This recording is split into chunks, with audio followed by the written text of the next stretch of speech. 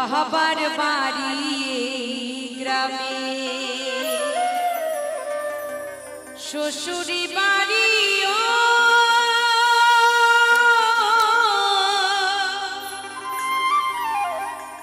তবে তোমার বাড়ি কই গো নারী বলো বলো তোমাদের বাড়ি কই আছে মা আমাদের নারীদের বাড়ি নাই তাই মহাজন নকুল বিশ্বাস তার গানের ভাষায় বলছে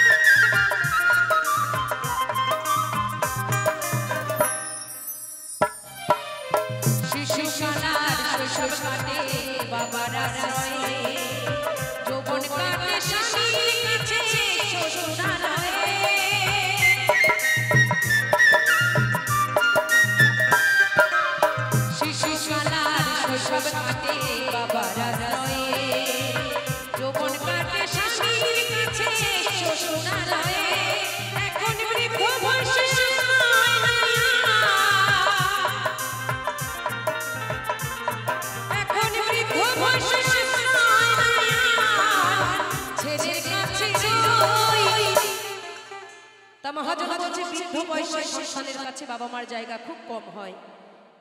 যদি সত্যি হয় তাহলে করতালি দেবেন আর যদি মিথ্যা হয় তাহলে এখানে ঝাঁটা থইছে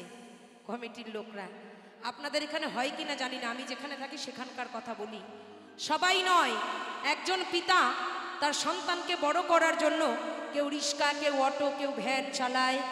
কেউ লোকের কাছে জোগাড়ে কাজ করে কেউ রং মিস্ত্রি কাজ করে এই ঠান্ডার মধ্যে কত মানুষ কত জায়গায় গিয়ে সন্তানকে বড় করার চাহিদায় কর্ম করে মায়েরা নিজেরা না খেয়ে সন্তানকে বড় করে তাই না মা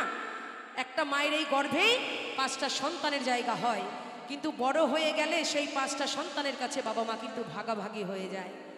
যার অবস্থা ভালো থাকে সে একটু বেশি দেখে যার অবস্থা কম থাকে কয় দাদারে আমার তো কাজকর্ম কম মা বাবার ধরুন তোরে আমি 500 দিলাম তুই বাবা মানে তোর কাছে কিন্তু বাবা মা কখনো সন্তানকে ভাগ করে না তাই সকলের কাছে ক্ষমা চেয়ে বলছি যতই কৃষ্ণ ভজ কালী ভজ হরিচাঁদ ভজ আমি যেমন ঠাকুর পরমপিতা অনুকূলচন্দ্রের শতনামে দীক্ষা নিয়েছি কোনো ঠাকুর সন্তুষ্ট হয় না যদি পিতামাতার মনে কষ্ট হয় তাই সকলকে বলি আপনারা গুরুজন মানুষ আপনারা আশীর্বাদ করবেন জনম জনম জনমে আমার বাবা মাকে ভালোবাসতে পারি তাই মহাজন বলছে শিশুকালার শৈশব কাটে বাবার আশ্রয়ে যৌবন কাটে স্বামীর কাছে শ্বশুরালয়ে এখন বৃদ্ধ বয়সে আশ্রয় নাই এখন বৃদ্ধ বয়সে আশ্রয় নাই ছেলের কাছে রই তবে তোমার বাড়ি কই গো নারী তোমার বাড়ি কই বলো তোমার বাড়ি কই গো নারী তোমার বাড়ি কই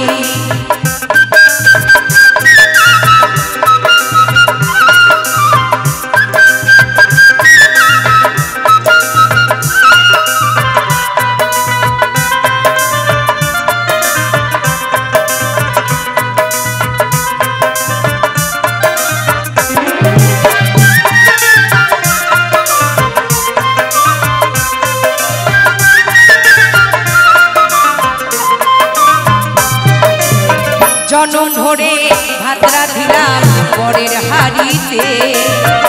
আপন ভেবে বাস করিলাম পরের বাড়িতে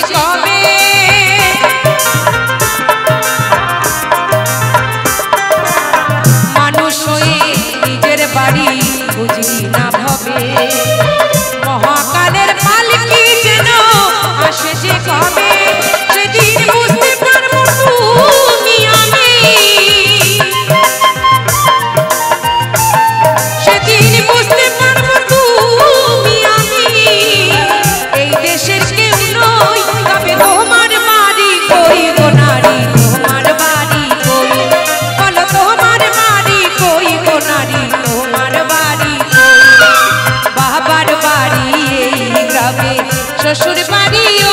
ওই বাবার বাড়ি এই গ্রামে শ্বশুর বাড়ি ওই তবে তোমার বাড়ি কই গো নারী তোমার বাড়ি কই বলো তোমার বাড়ি কই গো নারী তোমার বাড়ি কই বলো তোমার বাড়ি কই গো নারী বলো বলো মাগো তোমাদের বাড়ি কই। ধন্যবাদ।